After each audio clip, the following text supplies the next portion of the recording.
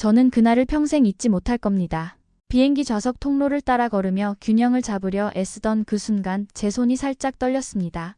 22살 첫 중국 노선 비행이었죠. 설렘과 긴장이 뒤섞인 마음으로 커피 트레이를 나르던 저는 갑작스러운 난기류의 중심을 잃었습니다. 뜨거운 커피가 중국인 승객의 흰 셔츠 위로 쏟아지는 순간 시간이 멈춘 것 같았어요. 니펑너마. 승객의 분노에 찬 고함이 귓가를 때렸습니다. 당황한 저는 연신 사과를 반복했지만 그의 목소리는 점점 커져만 갔죠. 주변의 승객들도 수군거리기 시작했고 누군가는 이 장면을 촬영하고 있었습니다. 제 실수가 소셜미디어에 올라가는 데는 단 몇 시간밖에 걸리지 않았어요. 무능한 미국 승무원, 기본도 안 되는 신입 같은 댓글들이 달렸습니다. 비행이 끝나고 나서도 그 승객의 눈빛, 그 순간의 치욕감은 저를 떠나지 않았어요. 회사는 고객 불만 처리라는 명목 하에 저를 한 달간 정직시켰죠. 그 한 달이 끝날 즈음 저는 더 이상 하늘을 바라볼 용기가 없어졌습니다. 결국 사직서를 제출했고 JFK 공항 출국장 직원으로 일하게 됐어요.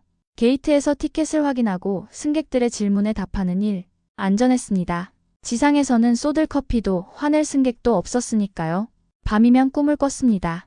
구름 위를 떠다니며 자신감 넘치게 웃던 제 모습이요. 하지만 아침이 되면 현실로 돌아와야 했죠. 거울 속에는 꿈을 포기한 채 하늘을 바라보지 못하는 패배자만 남아 있었습니다. 동료들이 유니폼을 입고 게이트를 지나갈 때면 가슴이 아팠어요. 그들은 제가 더 이상 도달할 수 없는 세계로 향했으니까요. 그날 이후 저는 하늘을 쳐다보지 않았습니다. 비행기 소리가 들리면 귀를 막았고 창문 너머로 보이는 비행기 모습에도 눈을 돌렸죠.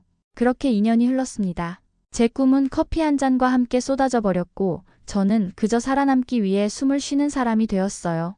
과거의 케이틀린은 사라진 것만 같았습니다.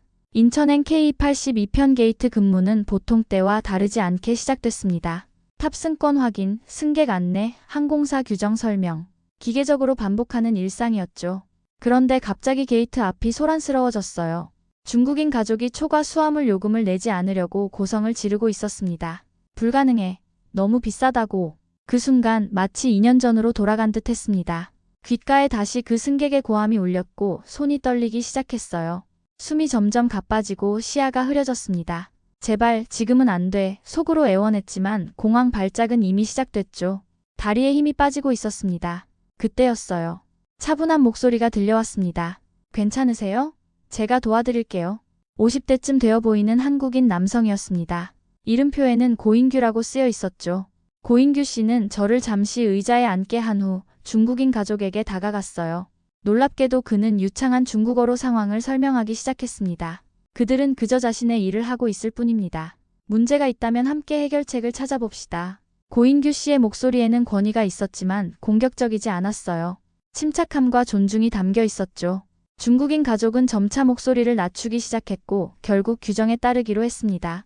소란이 진정되자 고인규 씨가 제게 돌아왔어요. 괜찮으세요? 물 한 잔 드릴까요? 그의 따뜻한 미소에 제 마음이 진정되기 시작했습니다. 떨리는 손으로 물을 받아 마셨죠. 감사합니다. 정말 감사해요. 겨우 말을 이을 수 있었습니다. 고인규 씨는 따뜻한 미소를 지으며 대답했어요. 아닙니다. 당연한 일이죠. 누구나 어려운 순간이 있으니까요. 그가 제게 건넨 물을 마시며 심장 박동이 점차 정상으로 돌아오는 것을 느꼈습니다. 저도 모르게 손이 떨렸던 것이 멈췄고 시야도 다시 선명해졌어요. 공황 발작이 지나가고 있었습니다. 그 순간 깨달았죠. 나를 공황 상태로 몰아넣은 것은 중국인 승객의 고함이 아니라 내 안에 쌓아둔 두려움과 트라우마였다는 것을요. 괜찮으세요? 고인규 씨가 다시 물었습니다. 고개를 끄덕였어요. 네, 이제 괜찮아요. 덕분에요. 그는 잠시 주변을 살피더니 목소리를 낮추어 말했습니다. 저도 예전에 비슷한 경험이 있었어요. 프레젠테이션 중에 자료를 모두 쏟아버린 적이 있죠. 그때 동료들이 나를 도와줬어요. 그래서 알아요. 때로는 작은 도움이 얼마나 큰 힘이 되는지. 그 말에 저는 놀랐습니다. 그의 침착함과 자신감 넘치는 모습에서는 실패의 흔적을 전혀 찾을 수 없었거든요. 어쩌면 그것이 진정한 성장이 아닐까요? 실수를 통해 더 강해지는 것. 그가 실수 이후에도 계속 앞으로 나아갔다는 사실이 제게 작은 희망을 주었어요. 아, 벌써 탑승 시간이네요. 고인규 씨가 시계를 보며 말했습니다. 정말 괜찮으시겠어요? 네, 괜찮습니다. 정말 감사해요. 그는 짐을 챙기며 마지막 인사를 건넸어요. 힘내세요. 당신은 잘하고 있어요. 앞으로도 잘할 겁니다. 이 마지막 말은 그저 흔한 격려가 아니었습니다. 그것은 제가 그동안 가장 듣고 싶었던 말이었어요. 당신은 실패하지 않았다. 당신은 여전히 가치 있는 사람이다라는 확인의 메시지였죠. 그렇게 고인규 씨는 탑승구를 향해 걸어갔고 저는 그 뒷모습을 바라보며 묘한 감정에 휩싸였습니다. 알 수 없는 안정감이 제 안에 자리 잡았어요. 어떤 위기가 와도 이겨낼 수 있을 것 같은 기분이었습니다. 그날 남은 근무 시간 동안 저는 오랜만에 머릿속이 선명하게 느껴졌어요. 질서 있는 용기가 나를 구했습니다. 6번 게이트는 언제나 복잡했습니다. 특히 만석인 비행편은 더욱 그랬죠. 하지만 인천행 비행기 탑승 시간 이상한 광경을 목격했어요. 한국 승객들이 모인 줄은 다른 게이트와 확연히 달랐습니다. 소란스러움이 없었어요. 그저 조용했죠. 처음에는 뭔가 잘못된 줄 알았습니다. 스피커에 문제가 생겨 탑승 안내방송이 나가지 않은 건가 싶었죠. 하지만 곧 깨달았어요. 이것은 문제가 아니라 질서였습니다. 한국 승객들은 아무 소란 없이 정확히 줄을 서 있었어요. 어깨를 부딪히거나 새치기 하는 사람도 없었고 큰 소리로 통화하는 사람도 없었습니다. 이런 광경이 얼마나 특별한지 설명하기 위해 제가 평소에 보던 탑승 장면을 말씀드릴게요. 보통 탑승 안내가 나오면 승객들은 일제히 게이트로 몰려듭니다. 먼저 타려는 사람들이 앞으로 밀치고 나오고 뒤에서는 불만의 목소리가 터져 나오죠. 내가 먼저예요. 비켜주세요. 서두르세요. 같은 말들이 뒤섞입니다. 가끔은 저희 직원들이 육체적으로 승객들을 말려야 할 때도 있어요. 특히 연결 비행이 있는 승객들은 더 초조해하고 공격적이 되기도 합니다. 하지만 한국인 승객들의 줄은 완전히 달랐어요. 마치 보이지 않는 힘이 그들을 정렬해 놓은 것처럼 느껴졌습니다. 그들 사이에서는 눈빛만으로도 대화가 오가는 듯 했죠. 누군가 잠시 자리를 비우고 돌아와도 그의 자리는 여전히 그대로 보존되어 있었습니다. 아무도 그 빈자리를 차지하려 하지 않았어요. 동료 제시카가 내 팔을 살짝 건드리며 속삭였어요. 저 광경 좀 봐. 마치 군대 같아. 아니야. 군대라면 명령과 통제가 있어야 해. 제가 답했습니다. 저건 자발적인 거야. 누가 시킨 게 아니라 스스로 그러는 거지. 그녀의 말이 맞았습니다. 하지만 군대의 엄격함이 아니라 자발적인 질서의 아름다움이 느껴졌어요. 노인들이 앞쪽에 서 있었고 젊은이들은 뒤에 있었습니다. 아이를 안고 있는 엄마가 나타나자 주변 사람들이 자연스럽게 그녀를 앞으로 보냈죠. 아무도 불평하지 않았습니다. 말하지 않아도 서로를 배려하는 문화가 그들 사이에 흐르고 있었어요. 게이트 카운터 뒤에서 바라보니 더욱 놀라운 점이 보였습니다. 그들은 모두 휴대폰을 조용히 사용하고 있었어요.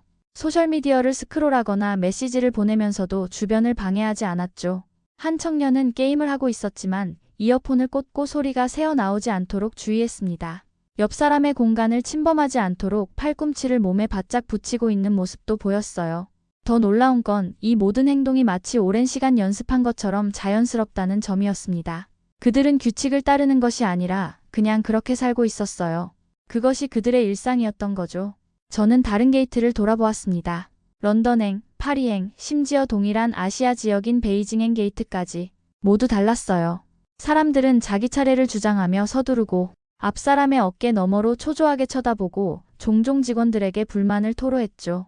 특히 비즈니스 클래스나 퍼스트 클래스 승객들은 우선 탑승 권리를 누리기 위해 일반석 승객들보다 더 앞에 서려고 했습니다. 그런데 한국인 승객들 사이에서는 그런 모습이 보이지 않았어요. 비즈니스 클래스 승객들도 차분히 자신의 차례를 기다리고 있었습니다. 제시카가 한숨을 쉬며 말했어요. 우리도 저렇게 되면 얼마나 좋을까? 그러게, 직원 한 명으로 전체 게이트를 관리할 수 있을 텐데. 제가 답했어요. 다른 게이트는 최소 3명이 필요한데 말이야. 무의식적으로 고개를 끄덕였어요. 그들을 관찰하면서 이질감과 동시에 감탄을 느꼈습니다. 이런 광경은 4년간의 공항 근무 중에 처음이었거든요. 누군가 지시하거나 규칙을 강요하지 않았는데도 모두가 알아서 질서를 지켰습니다. 우리도 저렇게 되면 얼마나 좋을까? 제시카가 한숨을 쉬었습니다. 무의식적으로 고개를 끄덕였어요. 그들을 관찰하면서 이질감과 동시에 감탄을 느꼈습니다. 이런 광경은 4년간의 공항 근무 중에 처음이었거든요. 누군가 지시하거나 규칙을 강요하지 않았는데도 모두가 알아서 질서를 지켰습니다. 한 승객이 여권을 떨어뜨렸을 때 뒷사람이 재빨리 주워주었어요. 감사 인사에 고개를 숙이는 모습까지 마치 무언의 대화가 오가는 듯 했습니다. 그것은 규칙이 아닌 문화였고 강요가 아닌 존중이었죠. 누가 시킨 것도 아닌데 모두가 알아서 움직였습니다.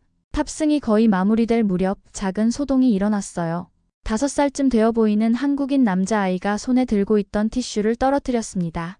아이는 잠시 당황한 듯 서 있다가 갑자기 몸을 숙여 티슈를 주었어요. 그리고는 제 방향으로 다가왔습니다. 감사합니다. 작은 목소리로 말하며 아이는 깊게 허리를 숙였어요. 저는 잠시 혼란스러웠습니다. 제가 아무것도 한 일이 없었거든요. 아이가 스스로 티슈를 주었는데 왜 저에게 감사 인사를 하는 걸까요? 아이의 부모님으로 보이는 부부가 곧 다가왔습니다. 그들도 제게 고개를 숙이며 미소를 지었어요. 감사합니다. 부모님의 표정에서 저는 그 이유를 알 수 있었습니다. 그들은 제가 공항의 청결을 유지하는 사람으로서 아이에게 감사의 대상임을 가르치고 있었어요. 사소한 일에도 감사할 줄 아는 마음, 그리고 그것을 표현하는 방식을 보여주고 있었죠. 그 순간 제 안에 무언가가 흔들렸습니다. 눈시울이 뜨거워지는 걸 느꼈어요. 단순한 인사가 아니었습니다. 그것은 존중의 문화였고 어린 시절부터 자연스럽게 배우는 삶의 방식이었죠. 아이의 부모님은 아마도 수십 년 전 자신들의 부모님에게서 같은 방식으로 배웠을 겁니다. 그리고 그 아이 역시 언젠가 자신의 아이에게 같은 가르침을 전할 테고요. 이 작은 순간은 제게 큰 울림을 주었어요. 제가 하는 일, 제 존재 자체가 존중받고 감사의 대상이 될 수 있다는 사실을 오랜만에 느꼈습니다. 2년 동안 저는 자신을 실패자로 그저 티켓을 확인하는 기계로 여겼거든요. 하지만 이 작은 아이의 인사는 제가 더 많은 가치를 지닌 사람임을 상기시켜 주었습니다. 괜찮아요. 고마워요. 제가 답했을 때 아이는 환하게 웃었어요. 그 미소가 제 마음속 어두운 구석을 밝혀주는 것 같았습니다. 그 한마디가 내 안에 잠들어 있던 무언가를 흔들었습니다. 그날 이후로 저는 한국인 승객들을 더 주의 깊게 관찰하기 시작했어요. 그들은 다른 승객들과 확실히 달랐습니다. 어느 날 나이 지긋한 한국인 할아버지가 게이트에 도착했을 때의 일이죠. 걸음이 느리고 약간 불안정해 보였습니다. 보통 이런 상황에서는 뒷사람들이 짜증을 내거나 한숨을 쉬기 마련이에요. 하지만 한국인 승객들 사이에서는 그런 모습이 보이지 않았습니다. 오히려 젊은 한국인 남성이 다가가 공손하게 물었어요. 도와드릴까요? 할아버지가 고개를 끄덕이자 그는 할아버지의 짐을 들어주었습니다. 단순히 도움을 주는 것을 넘어 그 젊은이의 태도에는 경의가 담겨 있었어요. 마치 오랜 전통이 그의 행동 속에 자연스럽게 스며든 것 같았습니다. 또 다른 날에는 한 중년 한국인 남성이 실수로 다른 승객의 발을 밟았어요. 그는 즉시 몸을 숙여 깊이 사과했습니다. 한 번이 아니라 여러 번요. 그 진심 어린 사과에 불편함을 느꼈던 승객도 금방 표정이 누그러졌죠. 가장 인상적이었던 건 좌석 배정 중 일어난 일이었습니다. 한 젊은 한국인 여성이 창가 좌석을 배정받았는데 옆에 앉게 될 노부부가 함께 앉기를 원했어요. 그녀는 망설임 없이 자리를 양보했습니다. 더 놀라운 건 그 여성이 불평 한마디 없이 오히려 기쁜 마음으로 그렇게 했다는 점이었죠. 이런 순간들을 지켜보며 저는 깨달았습니다. 이것은 단순한 예의나 일시적인 친절이 아니었어요. 한국인들에게 배려는 마치 호흡처럼 자연스러운 것이었습니다. 그들은 서로를 밀지 않았고 자신의 편의만을 우선시하지 않았으며 타인을 배려하는 것을 당연하게 여겼어요. 한국 문화에 대해 책을 찾아 읽기 시작했습니다. 그들의 정문화, 공동체 의식, 그리고 눈치라는 개념에 대해 알게 됐죠. 서로의 기분과 상황을 살피고 배려하는 문화가 그들의 DNA에 새겨져 있다는 사실이 놀라웠어요. 이제 저는 이해했습니다. 이것이 단순한 매너가 아니라 문화적 기본값이라는 것을요. 그들은 배움으로써가 아니라 살아감으로써 이런 가치를 체득한 것이었습니다. 배려는 그들의 언어였습니다. 인천행 K81편 탑승이 거의 끝나갈 무렵이었습니다. 마지막 승객 한 명이 남아있었죠. 중년의 한국인 남성이었어요. 그는 탑승구를 지나며 잠시 걸음을 멈췄습니다. 그리고 제게 미소를 지으며 말했어요. 생크 유포 요 서버스. 단순한 5단어였지만 그 말은 제 마음 깊은 곳을 강타했습니다. 그는 제 이름도 몰랐을 텐데 제가 사람으로서 가진 가치를 인정해 주었어요. 제가 하는 일이 의미 있다고 말해준 것이죠. 그 승객이 시야에서 사라지자마자 눈물이 볼을 타고 흘러내렸습니다. 제시카가 놀라서 제 어깨를 잡았어요. 케이틀린, 괜찮아? 무슨 일 있어? 말로 설명할 수 없었습니다. 지난 몇 주간 한국인 승객들에게서 느꼈던 모든 감정이 한꺼번에 밀려왔어요. 그들은 제 이름도 몰랐지만 저를 치유하고 있었습니다. 커피를 쏟고 무너졌던 그날의 상처를 조금씩 아물게 해주고 있었던 거예요. 화장실에 들어가 거울을 바라보았습니다. 오랜만에 제 눈에 생기가 돌아온 것이 보였어요. 제가 2년 동안 잊고 있던 것들, 자신감, 책임감, 자존심이 다시 깨어나고 있었습니다. 그들의 존중과 배려가 제게 힘을 주었어요. 다시 하늘을 올려다볼 용기를요. 그날 밤 오랜만에 평온한 잠을 잤습니다. 꿈에서 저는 다시 비행기 안에 있었어요. 하지만 이번에는 공포와 불안이 아닌 자신감과 평화가 함께했죠. 깨어났을 때 알았습니다. 무언가가 변했다는 것을요. 제 책상 서랍을 열어 오래된 사진 한 장을 꺼냈습니다. 처음 승무원 유니폼을 입고 환하게 웃고 있는 제 모습이었어요. 그 미소를 다시 찾고 싶었습니다. 아니, 찾을 수 있을 것 같았어요. 한국인 승객들은 제게 무엇을 가르쳐 주었을까요? 실수해도 다시 일어날 수 있다는 것, 타인을 존중하는 것이 얼마나 강력한지, 아니면 작은 친절이 얼마나 큰 영향을 미칠 수 있는지, 단 한 사람의 말이 아닌 모두의 태도가 나를 고쳤습니다. 그날 근무를 마치고 라커룸에서 제시카와 함께 있을 때였어요. 그녀는 여전히 제가 왜 울었는지 궁금해했습니다. 평소라면 대답을 피했겠지만 이번엔 달랐어요.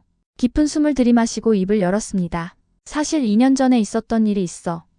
처음으로 그 사고에 대해 누군가에게 이야기했어요. 중국 노선에서 커피를 쏟은 일, SNS에서의 조롱, 그리고 제가 얼마나 무너졌는지 모든 것을 털어놓았습니다. 말을 하는 동안 가슴이 뻐근했지만 동시에 무언가가 풀리는 느낌도 들었어요. 제시카는 조용히 듣다가 물었습니다. 그래서 한국인 승객들이 너에게 특별한 이유야? 그들은 나에게 다시 믿음을 줬어. 내가 가치 있는 사람이라는 걸 느끼게 해줬지. 목이 메었지만 계속 말했어요. 그들의 질서와 존중, 배려하는 모습을 보면서 내가 다시 시도해볼 만한 가치가 있다고 생각하게 됐어. 제시카의 눈이 커졌습니다. 시도라니 설마? 고개를 끄덕였어요. 나 다시 하늘에 서고 싶어. 그 말을 입 밖으로 내뱉는 순간 확신이 들었습니다. 이것이 제가 원하는 것이었어요. A380 복도를 걷고 승객들을 맞이하고 구름 위에서 일출을 보는 삶. 한때 제 꿈이었던 그 삶을요. 케이틀린 정말 기뻐. 내가 다시 웃는 모습을 보게 될 줄 몰랐어. 제시카가 저를 꼭 안아주었어요. 그날 밤 집으로 돌아가는 길에 하늘을 올려다보았습니다. 비행기 한 대가 불빛을 반짝이며 지나갔어요. 처음으로 두려움 대신 그리움을 느꼈습니다. 그곳에 다시 있고 싶다는 간절한 마음이요. 집에 도착해서 오래된 승무원 매뉴얼을 꺼냈어요. 먼지를 털어내고 페이지를 넘기며 미소 지었습니다. 내일부터 다시 공부해야겠다고 생각했죠. 심호흡, 응급처치, 안전수칙, 모든 것을 복습해야 했어요. 스마트폰을 열어 항공사 채용 페이지를 확인했습니다. 운 좋게도 다음 달에 면접이 있었어요. 시간이 충분했죠. 준비할 수 있었습니다. 그들은 떠났지만 나는 멈춰 설 수 없었습니다. 며칠 뒤 점심시간에 승무원 재지원서를 작성했습니다. 손가락이 키보드 위에서 춤을 추듯 움직였어요. 개인정보, 경력사항, 그리고 지원 동기까지 모든 칸을 채우는 동안 가슴이 두근거렸습니다. 지원 동기를 쓰는 부분에서 잠시 멈췄어요. 무엇이 저를 다시 하늘로 이끌었는지 어떻게 설명할 수 있을까요? 한국인 승객들의 질서와 배려가 어떻게 제 인생을 바꿨는지 어떻게 글로 표현할 수 있을까요? 깊은 생각 끝에 진실된 마음을 담아 적었습니다. 저는 실수를 통해 배웠고 타인의 문화를 통해 성장했습니다. 이제 그 경험과 깨달음을 승객들에게 돌려주고 싶습니다. 제출 버튼을 누르는 순간 해방감이 밀려왔어요. 결과가 어떻게 되든 제가 다시 도전했다는 사실이 중요했습니다. 더 이상 과거의 실수에 갇혀 살지 않기로 했으니까요. 점심시간이 끝나고 사무실로 돌아가는 길에 작은 기념품 가게에 들렀습니다. 진열대를 둘러보다가 작은 태극기 핀이 눈에 들어왔어요. 그것을 바라보는 순간 가슴이 따뜻해지는 느낌이 들었습니다. 주저없이 계산대로 향했죠. 이거 하나 주세요. 가방에 그 핀을 달면서 미소 지었습니다. 이것은 단순한 액세서리가 아니었어요. 제게는 새로운 시작의 상징이었습니다. 질서, 배려, 존중. 그 작은 국기가 제게 가르쳐준 가치들이었죠. JFK 공항의 복도를 걸으며 발걸음이 한결 가벼워진 것을 느꼈어요. 승객들을 바라보는 시선도 달라졌습니다. 그들은 더 이상 처리해야 할 티켓 번호가 아닌 각자의 이야기를 가진 사람들이었어요. 모두가 존중받아 마땅한 존재라는 것을 깨달았습니다. 다음 주에 예정된 면접을 생각하며 가슴이 두근거렸어요. 떨릴까? 물론이죠. 실패할까봐 두려울까? 당연합니다. 하지만 더 이상 그 두려움에 지배되지 않기로 했어요. 한국인 승객들이 제게 보여준 것처럼 진정한 용기는 완벽하게 하는 것이 아니라 실수 후에도 다시 일어서는 것이니까요. 오늘도 6번 게이트에 인천행 비행기가 도착했습니다. 승객들이 내리는 모습을 지켜보며 생각했어요. 언젠가 저도 그 비행기에서 승무원으로 내릴 날이 올 거라고요. 그리고 그때는 더 강하고 더 지혜로운 케이틀린이 되어 있을 겁니다. 가방에 달린 태극기 핀을 살짝 만지작거리며 다짐했습니다. 감사합니다. 정말 감사합니다. 그 작은 줄 하나가 내 인생의 방향을 바꿨습니다.